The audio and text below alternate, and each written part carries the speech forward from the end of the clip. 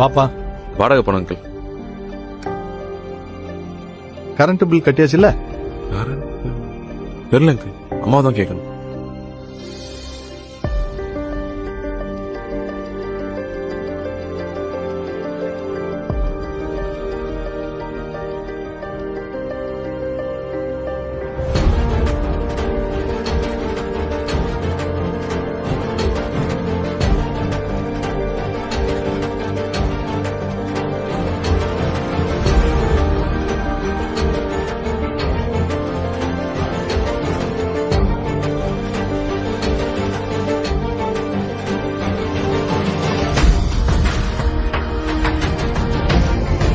வாடகை செலவு, current bill செலவு, பால்கார செலவு, ரேஷன் செலவு, மெடிக்கல் செலவு, போன் செலவு, மளிகை செலவு, கேஸ் செலவு.